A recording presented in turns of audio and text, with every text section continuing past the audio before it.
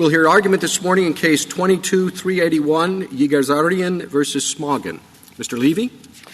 Mr. Chief Justice, and may it please the Court. In RJR Nabisco, the Court held that private plaintiffs may sue under civil RICO for treble damages if they suffer a domestic injury. Considering the plain text, the Court's precedents, and the common law, it is clear that a civil RICO plaintiff is injured at its domicile. This makes sense. Congress legislated to address domestic concerns and to protect U.S. persons, and this bright-line rule ensures that U.S. domicile plaintiffs will have a right to sue under RICO. And as a matter of comity, it avoids interference with the remedial schemes of foreign states. In response, Mr. Smagin appears to propose a variant on the Ninth Circuit's Gestalt test, which considered the conduct of one of the 12 defendants in the suit and the situs of the plaintiff's property. But RJR already held that the focus of RICO's private right of action is the plaintiff's injury and not the defendant's conduct, and that perhaps that is why Smagin here wishes to have the Court overrule RJR Nabisco. As far as the focus on the plaintiff's property, the statute, again, focuses on an injury to the person, not the property, and regardless, the common law instructs that the nature of the property here being intangible, it's a judgment and a debt, it follows the person of the plaintiff creditor, and that is where it is located. So the injury here was in Russia and not the United States. Following the common law makes sense because it avoids the odd result of allowing a foreign plaintiff to bring a foreign judgment or award to the United States to create a domestic injury. Finally, it is clear that the decision below will be unworkable. The Ninth Circuit purported to apply the same test as the Third Circuit, and yet those two circuits split on nearly identical facts in Seftet and the decision below. And adopting the Ninth Circuit's approach will only generate more splits, considering the scores of conduct and predicates that allow a claim under RICO and the categories of intangible property. This is not what RJR Nabisco intended. The Court should reverse the decision below. I welcome the Court's questions. Mr. Levy, you seem to, in your brief and in your opening statement, argue that all property, injury involving all property, the injury accrues at the domicile of the party. How would you deal with real property using your approach? Right. So our first argument, based on the text of the statute, is that the harm is felt at the domicile of the plaintiff. No matter where the real property is? That's right. And our secondary argument... Isn't that kind of odd? Well, it's what Congress intended, and it's rooted in the text of the statute, which protects injuries to the person of the plaintiff and allows the person of the plaintiff to sue for threefold as damages if injured. And in the case of Chattanooga Foundry, which was decided soon after the enactment of the Sherman Act. Sherman Act was enacted in 1890, Chattanooga Foundry in the early 1900s. Justice Holmes for the Court wrote that we do not go behind the person of the plaintiff. And that principle is probative not just because it is close in time. Perhaps the words in versus to seem foreign to us today, but it was interpreted at the time. So do we have to decide that all property, the injury accrues at the domicile, as opposed to just, in this case, we're dealing with intangible property? I think the Court could decide the case on narrow grounds and to say that could leave open the question of whether harm to tangible property is a sufficient basis to proceed. But I do think the Court should look to the text of the statute, which directs it to the person of the plaintiff. And in the event the Court does look at property, of course, we're dealing here with intangible property. A judgment is a debt, as the Court recognized recently in the context of the Bankruptcy Act, just this term. And as the common law instructs, a debt follows the person of the creditor. Well, here the plaintiff obtained a California judgment to collect California property against someone living in California based on conduct in California. Right? There's a California judgment recognizing an award rendered abroad. Why can't we consider with all those connections that that's a domestic injury? Well, there's no law that supports the notion that that judgment exists in California or in the United States. The common law has long looked at intangibles as following the person of the creditor. Blodgett makes the point in 1928, and the principle goes back to Justice Story's commentaries, that a property right that is intangible, such as a debt, follows the creditor. And it does not matter that the debt can be enforced in California, which is the case here. I would add, of course, that the judgment here is movable from California and can be recognized not just across the United States under the full faith and credit clause, but across the world. And indeed, the judgment in this case recognizes an award, and that was recognized under the New York Convention, and that was also recognized in Liechtenstein. The individual can also move around the world, right? Yes. So how is that different when you suggest that the judgment can move around the world? Well, that's exactly the point with intangible property rights. There's no one place where they're located. I should add that we're basing our rule on not just the commentaries of Justice Story and the Court's longstanding instructions as to how to cite property rights. The injury here is a failure to pay. That was felt at Mr. Smagin's wallet in Russia. And a judgment, a debt, a bond, that's an intangible right. It's cited at the domicile of the creditor for purposes of taxation, for purposes of escheatment, and for all purposes, for enforcement purposes too. The creditor brings it with him to the location where the judgment can be enforced. And of course, the law does not require that there be personal jurisdiction to enforce a judgment in the United States. Some courts in New York and California, we cite them in our brief, have allowed a plaintiff to proceed with judgment enforcement in the absence of any jurisdictional requirements. And of course, Schaefer itself, in footnote 36, states that personal jurisdiction doesn't apply in the enforcement proceedings. Can I ask a question about your statement that the judgment is occurring or is the injury to pay? I guess the injury is the failure to pay, which is what I think you said. But what about all of the activities that were allegedly taken in this case here in the United States to avoid enforcement of the judgment? Are you saying that's not part of the injury? Well, I think that's the defendant's conduct, and so our first response is that it is not part of the injury. The injury is what's felt by the plaintiff. And so RJR the focus of the statute under RJR is the injury. But why isn't that felt by the plaintiff here? Well, it's felt by the plaintiff where he's domiciled. That's what the common law instructs, and that is in Moscow. And that's what RJR – you took RJR to carry forward that principle that the injury is directed to the person? No. RJR instructs that the court should look at whether there's a domestic injury. And to identify where that injury takes place, we look first at the text of the statute, as the court usually does, and we look at the common law. Including prior and to the precedents of this court interpreting the text that was adopted by Congress in 1970 when it enacted RICO. And you said, but the common law that you're focusing on is the Chattanooga case? No, Chattanooga we're focusing on to interpret the words of the statute. The common law, we look at two sources of the common law. One is common law conflict rules, as reflected in the first restatement. And the reason we look at those is because the common law looked to the situs of an injury to determine which law applied and had a rule for determining where an economic injury occurred. And for that reason, we look to the first restatement rule, which was the majority rule at the time of RICO's enactment. We also look at the common law citing intangible property rights. That's reflected in Justice Story. That's reflected in some of the enforcement cases that the court looked at.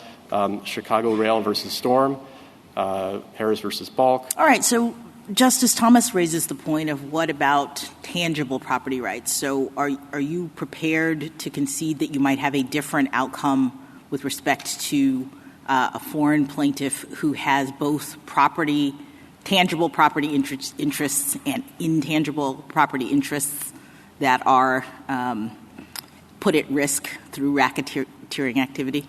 Well, our primary argument is our first argument, based on the text, is that the result is the same for tangible or intangible property. You look to the plaintiff and where the plaintiff is, because the statute speaks of injury to the person of the plaintiff, and he may recover threefold his damages.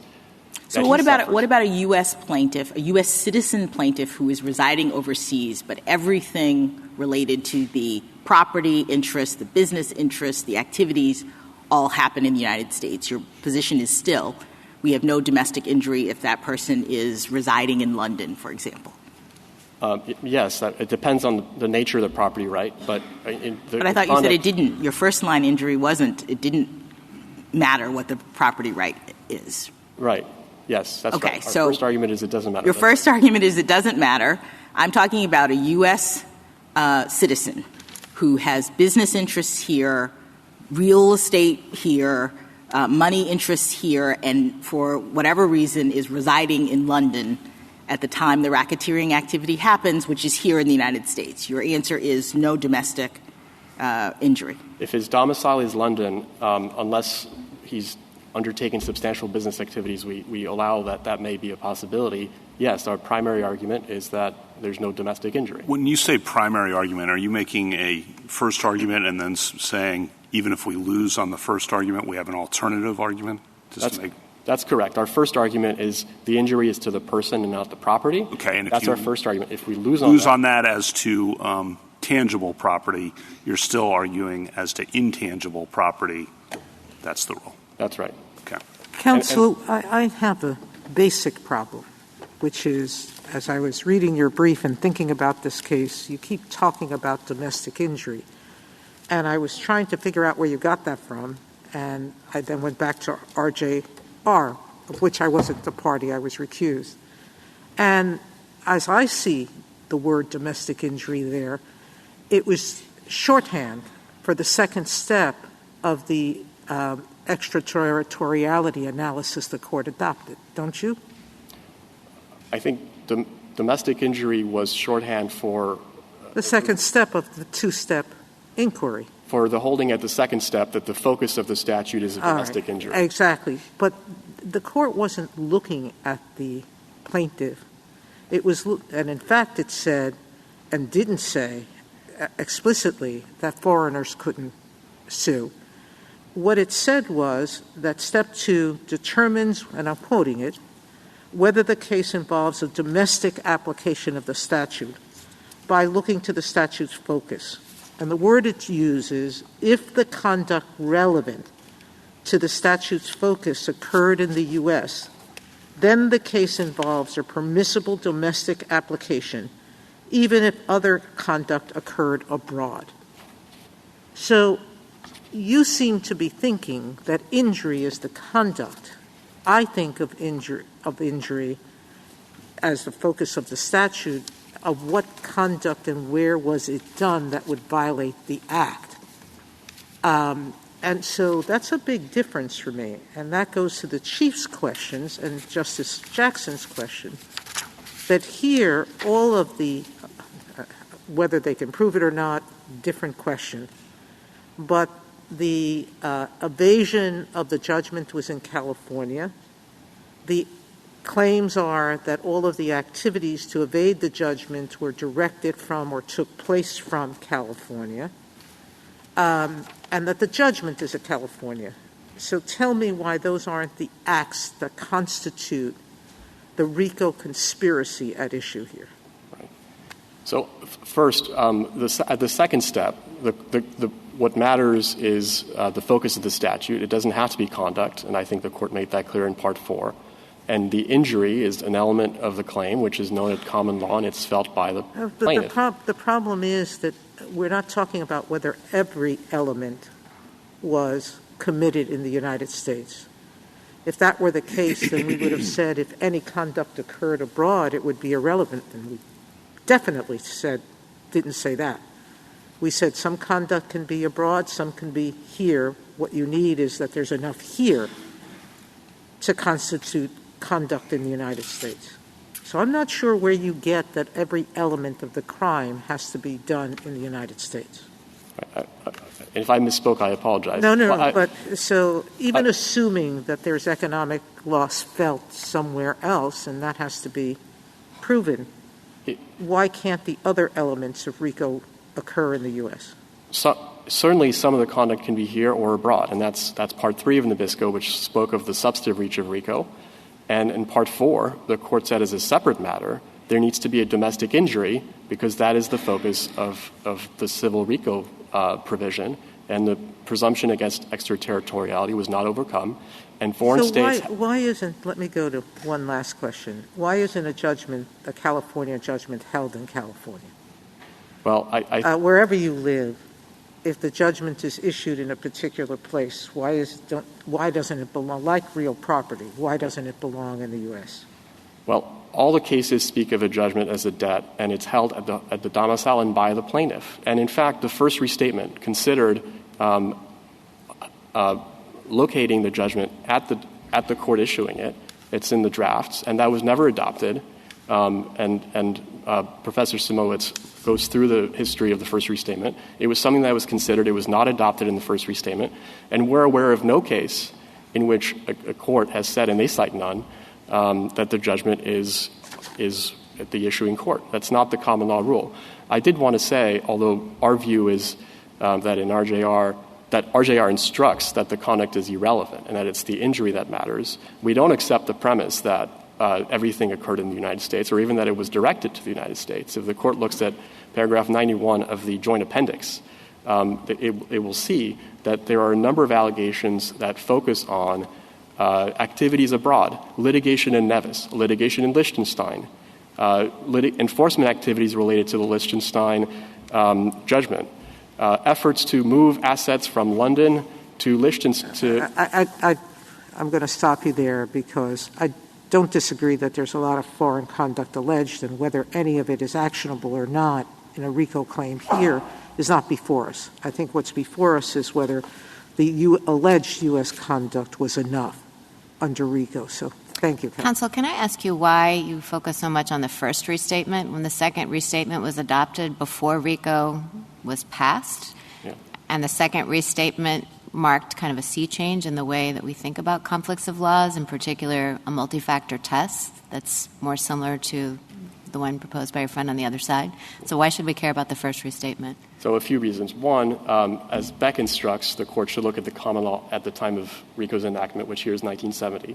The second restatement was passed or came into formal form in 1972, I believe. But it's purporting, right, that the whole point of the restatement is it's trying to describe what the law was, which isn't, photo finish at the moment it's published in 1972. There's some lag time, right? So it seems to me that the second restatement would be a pretty accurate statement of what the law was right around that time. So I think with respect in particular to that restatement, it was aspirational, and I would cite Justice Scalia's separate opinion in Kansas versus Nebraska, 574 U.S. at 475. And he notes that restatements moved from restatements of the law, as the first restatement was, to becoming more aspirational. I think it's undisputed that the first restatement rule was still followed by a majority of states through 1979, which is after RICO was enacted. And the more substantive point, of course, is we're not actually conducting a choice of law analysis. Our position is that the court should look to the restatement rules to determine where the injury was found and where it occurred. The second restatement did not adopt a different rule to do that. What it did is, as Justice Barrett, as you said, add other elements and looked at the center of gravity. The ALI was doing something more aspirational. It was kind of your argument. It was pushing for a change, not existing. Well, it's 2 points. One, it is pushing for a change, and the other point is we're looking to the restatement rules to identify the location of the injury. And the second restatement, although it was aspirational, did not change the rule for determining where the injury occurred. Is it true, though, that even before the second restatement was adopted, that a number of states had abandoned the first restatement and had adopted something more like the second, including, incidentally, California? I think there were some states had transitioned. The majority of states at the time, as I said, 1979, it's undisputed, right, still adopted the rule. And then when we think about extraterritoriality, really we're thinking about comity and ensuring that our laws don't interfere with other countries' laws and that there's, as a result, we hope won't interfere with ours. And I certainly understand the argument that, RICO has potential comity impacts, especially when you're thinking about conduct abroad and suing defendants abroad. But here, the question is whether foreign plaintiffs can have the same opportunities as domestic plaintiffs, which would seem to be not a comedy problem. And in fact, if there were a comedy issue, it might be by denying access to our courts for things that happen here to foreign individuals on equal terms with domestic persons. So what do you say to that? And related to that, it's notable that the U.S. government, which has grave interests in comedy and extraterritorial application of our laws for just these reasons, chose not to participate in this case. So there you go. 2 balls in the air for you. Okay. I'll try to remember them. Number one, the court has made clear that the presumption is a different canon of interpretation than the canon against considering prescriptive comedy. Justice Scalia made that very clear in his dissent in Hartford Fire, and the court has made that clear for the court as a whole, including in RJR, where that it was applying the presumption as a matter of interpreting the statute wholly apart from comedy. The second point, which is we do rely on comedy. Before we leave that one, why isn't our extraterritoriality rule essentially a crystallization and a shorthand for comedy considerations? I think the court hasn't thought about it that way and has considered the presumption to be a longstanding canon of construction. It certainly reflects some principles coming from comedy concerns in international law, but I think the court has also considered that the canon or the prescriptive comedy concept will apply independently. So they're both independent. As far as the application of comedy to this case, I think that weighing was made by the court in RJR, which looked at the comedy concerns and said that there are independent concerns arising not just from applying our laws to conduct occurring overseas, but also to allowing foreign plaintiffs to sue. And there's that footnote reserving the very question in this case, though, right? So, I mean, you talk about overruling RJR, but I don't know about that, given that footnote. It seems to reserve this very question, which is why we have a circuit split on it, which is why we're here. Right. I think there are aspects that are sought to be overruled here, including what the court's ruling on the focus. If Justice Gorsuch, if you were referring to... I understand that, but the plaintiff issue is open, right? The question of where the injury is open. That was not briefed or addressed and left open, and it was conceded there that the injury was foreign, even though it consisted of lost revenues, and much of the activity occurred here. The dissent noted that the case had the United States written all over it. That didn't change anything. What happens, in your view, if the plaintiff is domiciled in the United States, but all the relevant conduct is abroad? If the plaintiff is domiciled in the United States, then he or she passes the 1964C requirement of having a domestic injury. And as far as whether the conduct is within the scope of RICO, that turns on whether the substantive provisions apply extraterritorially. Right, so it's assuming that they do, so that the substantive provisions would apply. Right. But then you're saying that the right of action can also kick in, even though everything was done abroad and the only connection with the United States is that the plaintiff is domiciled here. Right. That's because Congress made a judgment call that the substantive scope of RICO would apply extraterritorially. I think the court was unanimous on that point in RJR. And the issue of whether there's a domestic injury comes in as a separate matter because the court ruled that the presumption applied separately to Section 1964C and required domestic injury. So it's a separate check that a plaintiff has to go through under civil RICO in light of the court's instructions in RJR Nabisco. Again, recognizing that providing a remedy raises wholly distinct issues, also recognizing that the right of action could be and was narrower than the substantive scope of RICO, and the court did this analysis in RJR. In the RJR case, didn't the court also say that we had a context-specific kind of dynamic working here? I think the thing that is confusing me a little bit about your argument is that it seems as though you are advocating a bright-line rule, when in RJR, the court suggested that application of the domestic injury rule will not always be self-evident, that it depends on the context. So how do you square that suggestion with your test? So I think there are 2 points. One, I read that part of RJR to leave open the question of where the domestic injury is. It doesn't open or shut the door to a bright-line rule. The Court has said, including in RJR, that it prefers bright-line rules in this context, that Congress is, of course, free to overrule the Court by statute, as, for example, it did in Aramco, following Aramco. But if Justice Jackson, if you look at the discussion of in RJR of the comity concerns, and, of course, the plaintiffs there were foreign states and the European community, and they were saying that they know better whether their sovereign interests were at play. And the Court said, well, we have to apply a rule and find a rule that governs in all cases, and rejected the notion that there ought to be case-by-case adjudication of whether the presumption is overcome. So that's where we're finding a home for the bright-line rule. What specifically was the intangible asset that was the basis for the Ninth Circuit's decision here? The Ninth Circuit said that the key was the judgment. Has any other court addressed that issue?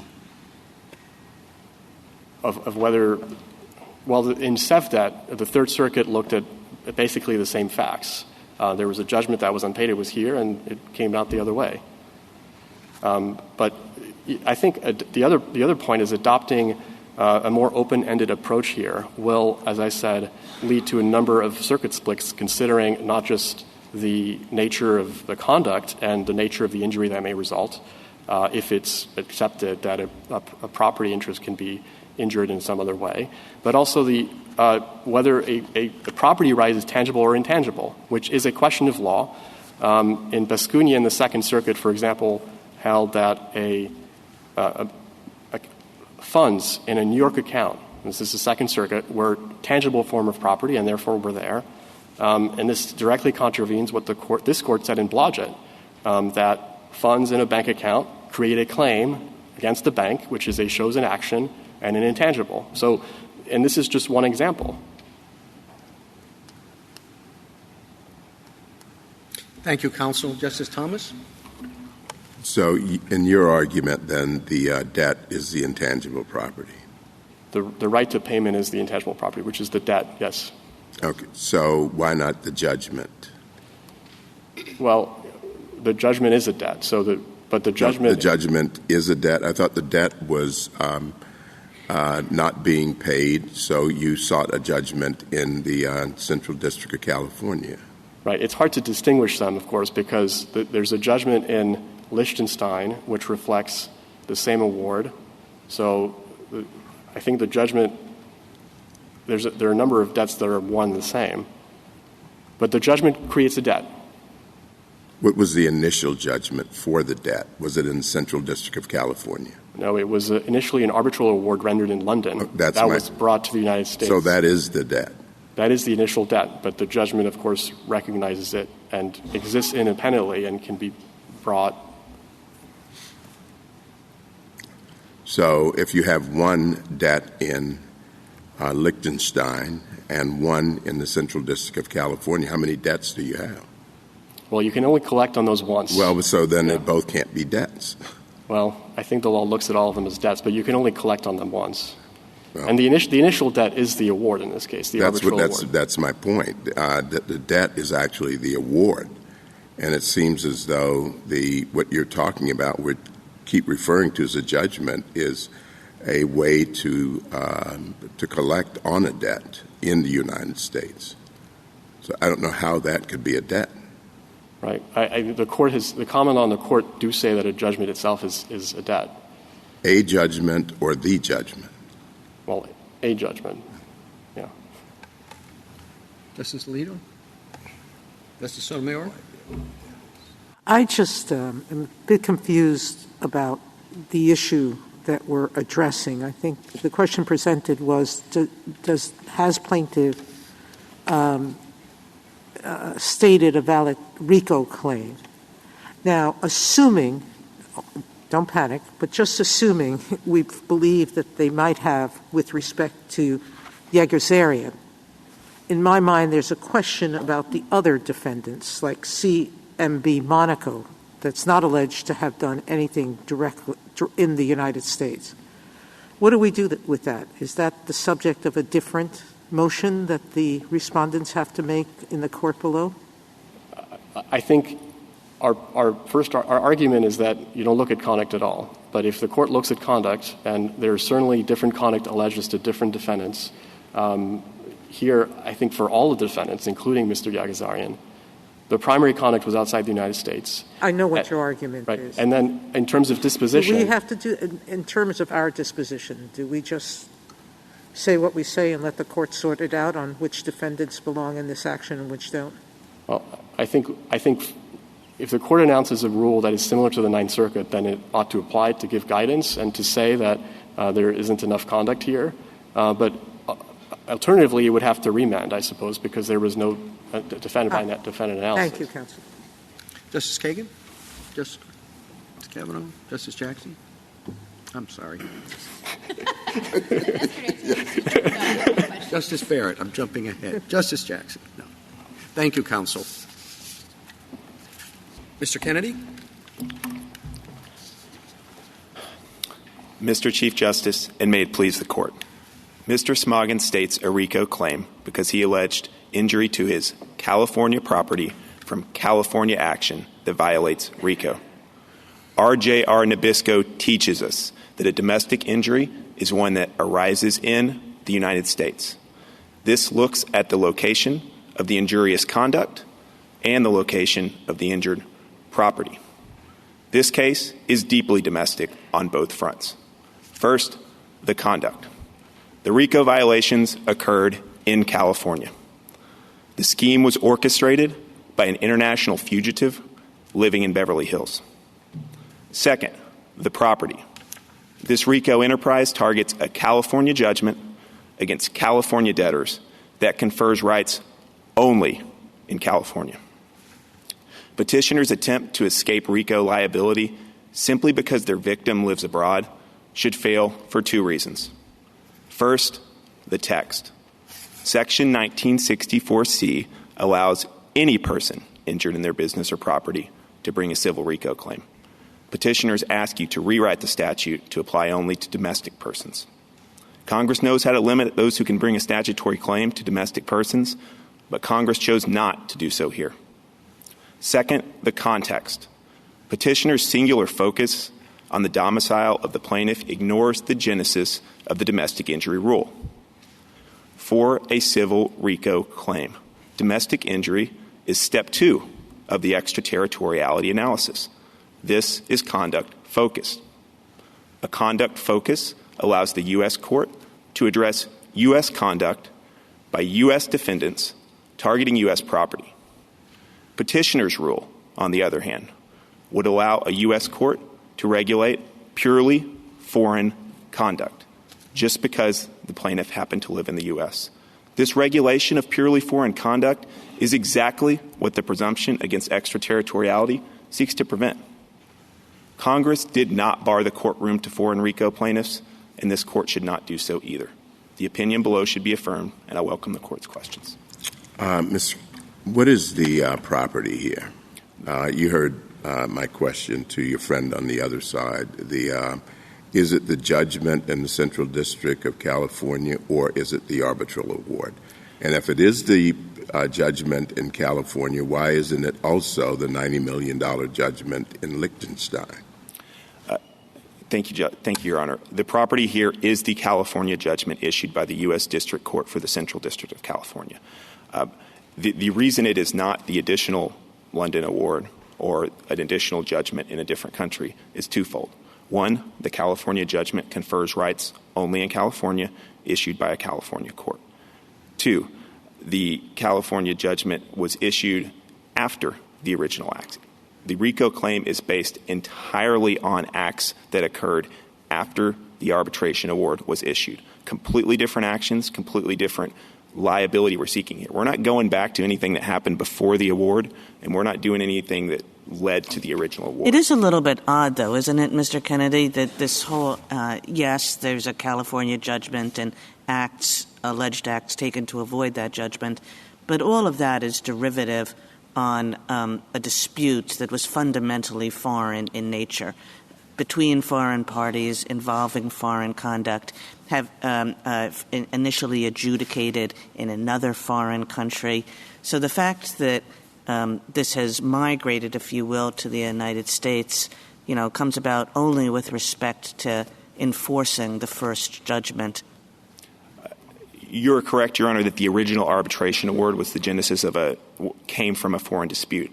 But that's not dispositive here for two reasons. First, Mr. Yegiazaryan moved to California and has lived in California enjoying the benefits and the protections of U.S. law for over a decade. Second, the arbitration award was confirmed into a U.S. judgment under the New York Convention, which teaches us that a judgment confirming an arbitration award must be treated the same as any other judgment. When that judgment is issued, the arbitration award, at least for purposes of the U.S., ceases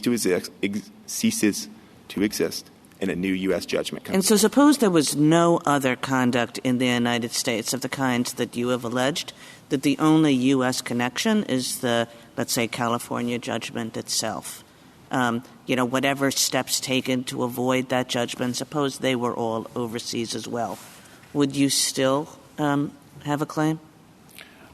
I don't believe we would, Your Honor, because RJR Nabisco teaches us that it must be conduct-focused. The conduct that is the focus of the statute must occur in the U.S. Here it did. We have a California debtor who orchestrated this scheme from California, intimidated witnesses in California, signed false documents from California, transferred money from California. So your theory is not based on the judgment alone, but based on the judgment plus the conduct intended to avoid it. I would actually flip it, Your Honor. I would say it's based on the conduct primarily informed by the location and nature of the property, which in this case is a California judgment. And then doesn't that run into some of what we said in RJR, that it really was a property-focused test rather than a conduct-focused one? And I'm not suggesting that RJR precludes looking at conduct at all, but doesn't RJR indicate that the primary focus is on property rather than conduct? I believe RJR focuses on both, as does the text. RJR applied the presumption against extraterritoriality, just as Morrison did, just as Keogh did. That's always been conduct-focused. But RJR recognized that Section 1964C is different. That's where the domestic injury piece, that's where the property gloss, if you will, on it came in. And that's to be faithful to the statutory text. The text says injury in business or property. It doesn't say, as my friend on the other side said, injuries to the person. It says injuries in business or property. That's why that's why the emphasis on property is appropriate when doing an extraterritoriality analysis under 1964C. Well, it doesn't say injury in or injury to. It says a person injured in his business or property. That's correct, Your Honor. We believe each of those words should have meaning. It says any person. That defines, as I believe petitioners pointed out in the reply, the beginning category, any person, not any domestic person. It then qualifies that by saying injuries in business or property. What that tells us, and if we look at the legislative history, that tells us RICO's not focused on personal injuries. It's not focused on assaults or murders. It's focused on economic injury. That's why we use the terms injury in business or property in the statute.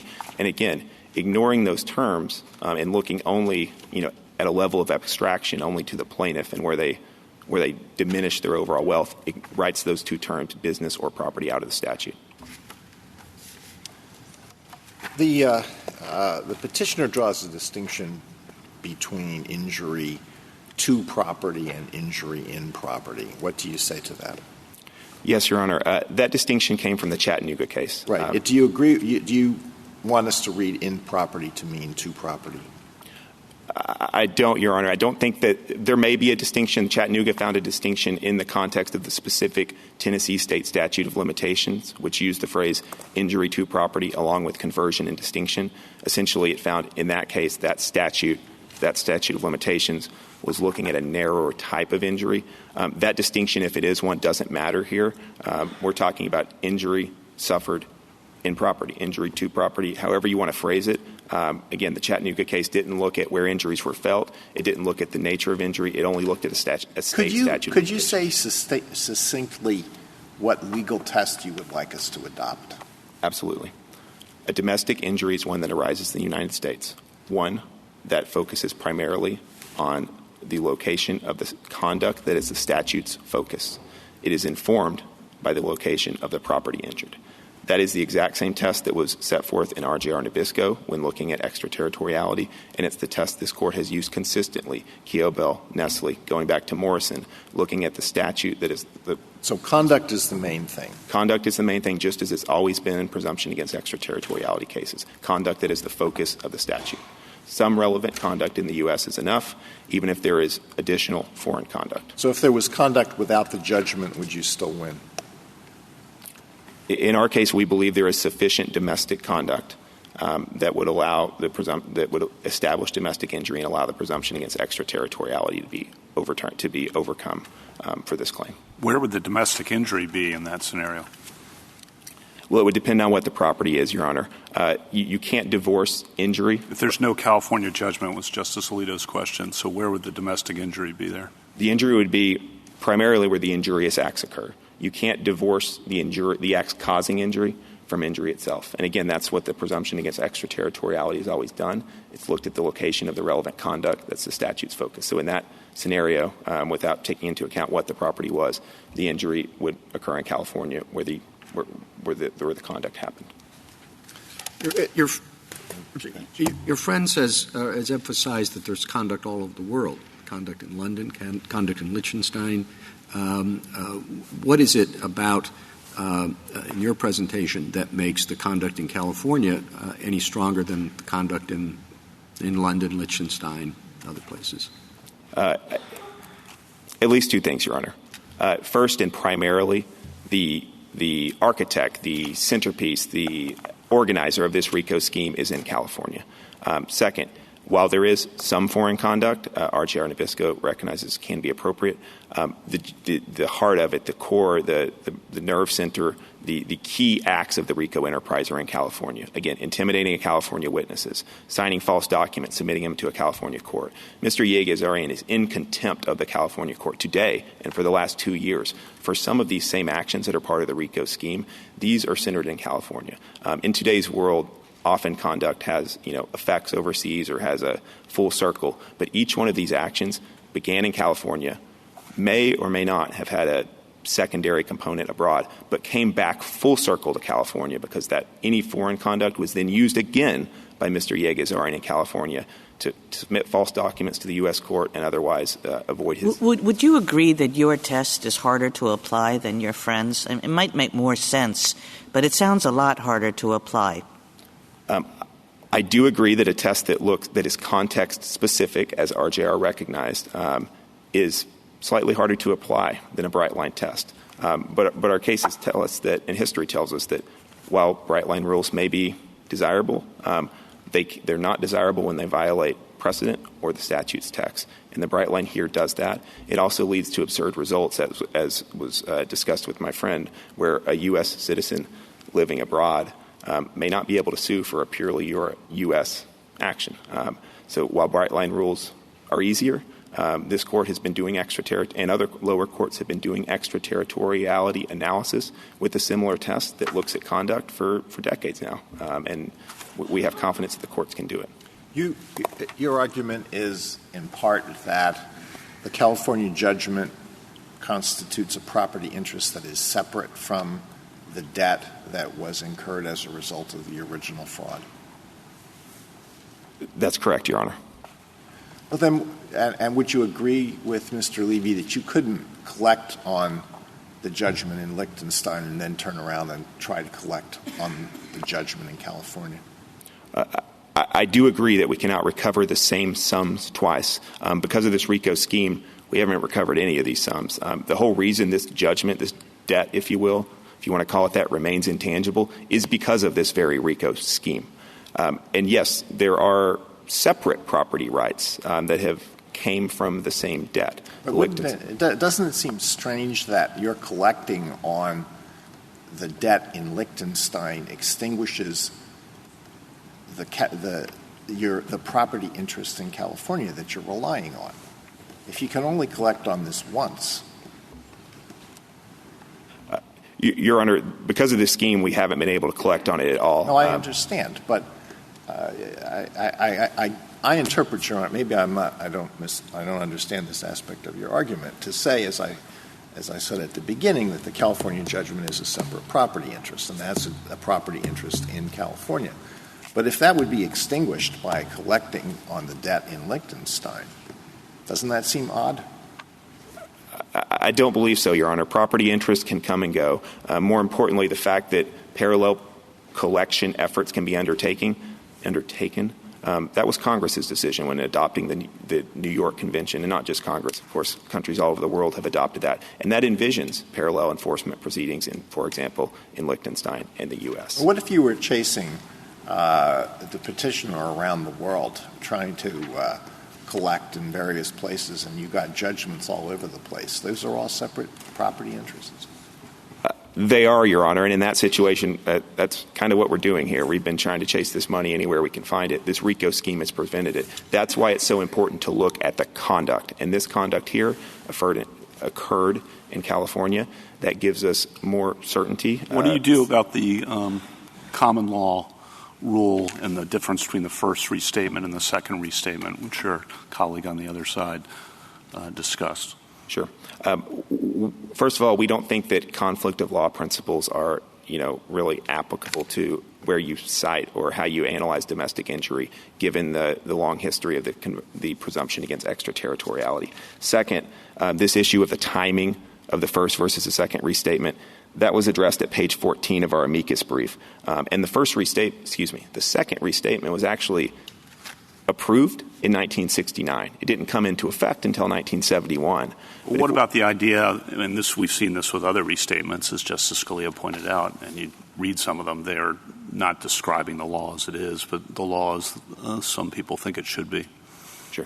We think that the restatement was describing the law as it is, as was recognized when talking to petitioners. These things don't happen overnight. Again, there were multiple drafts circulated before the final draft was adopted, 1969, 1 year before RICO. So if we are looking at the trend of the law or the state of the law, whatever we want to call it, to the extent the background law is relevant, it is look at the conduct, look at this multi-factor test. It is not domicile only. Counsel, I want to follow up on the questions that Justices Kagan and Alito were asking you just to make sure I understand your position. So as Justice Alito was positing, you're chasing this guy around the world trying to collect the money that's owed you in this London award. Let's say that all of the conduct that you're charging as conspiracy, as the RICO conspiracy now, let's say that happens abroad, happens in Europe, and then he moves to California. You get the California judgment, but all he's doing now is just refusing to pay. He's not doing anything. But you do have a California judgment. Do you concede then that you would not be able to sue him, that the property injury wouldn't be here, or it's purely the California judgment enough, even though the conspiracy and all of the bad conduct happened abroad?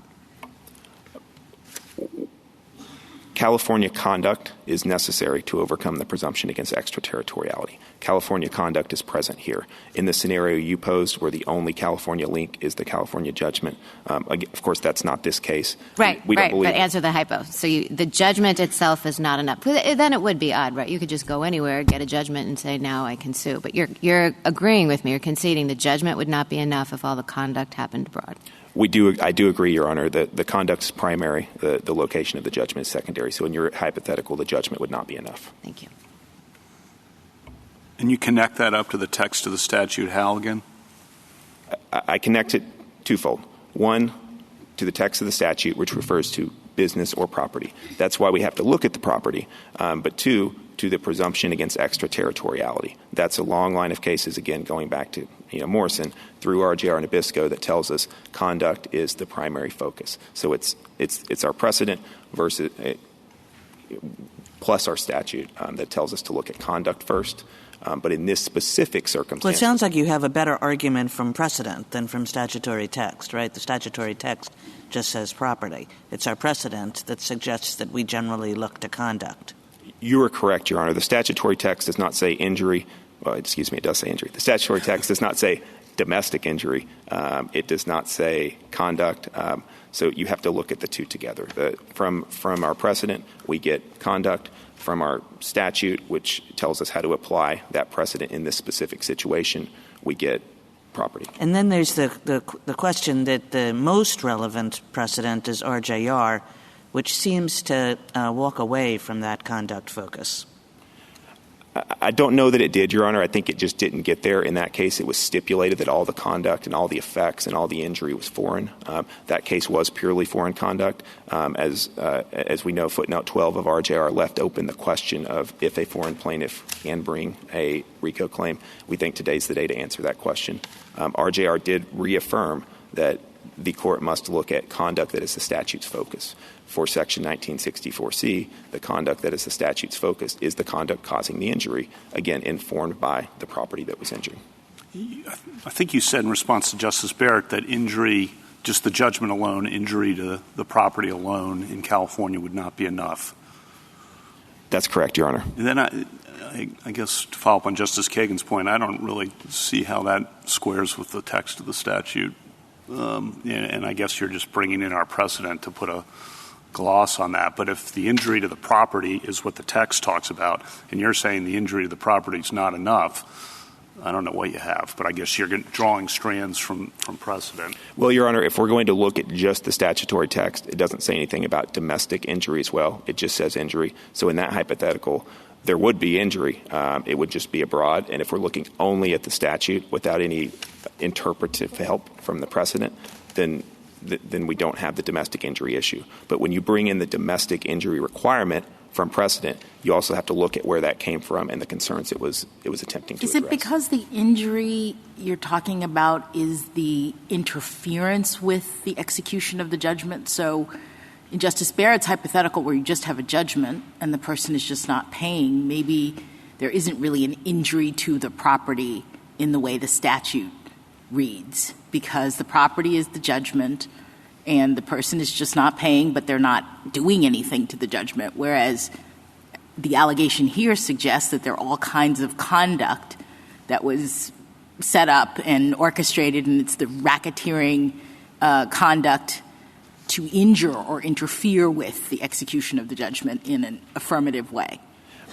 That's exactly right, Your Honor, and that's why you can't divorce conduct from property. That's why I struggled a bit with the hypothetical, because it's hard to determine, the injury to property without figuring out what injured the property. An injury, you got to have the cause to understand what actually happened and to apply, again, precedent, interpreting the statute faithfully.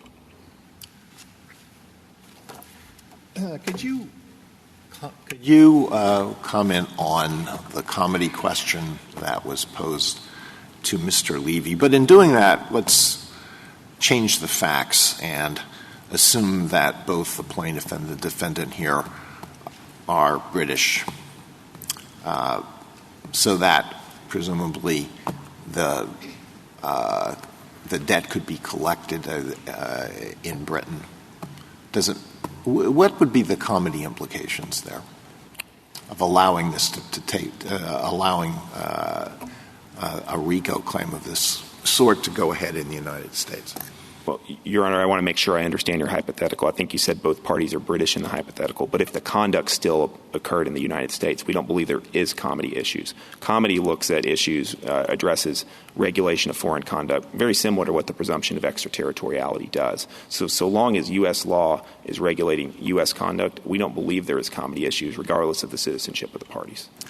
Well, what's involved here at base is this debt that arose from fraudulent conduct in Russia, right? That's where the original arbitration award came from? Okay. And I assume that your client does not feel that he could engage in judicial proceedings at this point in Russia. It's about locating assets, and the assets we found, and about where the judgment debtor is. He's in the U.S. That's why that's kind of the current stage we're in at this. Well, what I'm saying is when the underlying debt arose from conduct in a foreign country between two individuals who are citizens of that country, allowing efforts to collect on this to be adjudicated in a court in the United States under RICO would seem to present comedy concerns, and that's what I want you to address. The simple response in the case where there would be no difficulty with the legal system in the country where the debt arose would be, why don't they adjudicate this this dispute in the courts of the country where all of this occurred and where they are citizens? I think I've got three responses to that, Your Honor. First, the debt at issue in this RICO case is not the debt from the real estate deal in Russia. It's not even the London award. It is a U.S. judgment. The New York Convention teaches us that a U.S. judgment confirming an arbitration award is the same as any other U.S. judgment. Second, that's a substantive issue for Congress. Congress has written the RICO statute. They have not carved out enforcement of foreign arbitration awards. Congress knows how to carve out RICO conduct, as they did when they went back and amended it to carve out securities fraud. And third, enforcement actions, again, Congress's decision, a policy judgment. They make the decision that you can take Congress has made the decision that you can take a foreign arbitration award, bring it to the U.S. At the same time, you're also enforcing it elsewhere. But if I could clarify, really, you've admitted that you wouldn't have a case except for all the alleged acts of fraud and so forth that you say the other side has engaged in to hide assets and so make the judgment of the California court unenforceable. Is that correct? I mean, your whole theory is based not on anything that happened overseas, but based on all the kind of alleged fraud and hiding of assets that occurred here. Is that correct? Absolutely correct, Your Honor. Our entire RICO case hinges on the RICO conspiracy that was created, coordinated, and carried out from California after the London Award was issued and after the U.S. enforcement action was filed.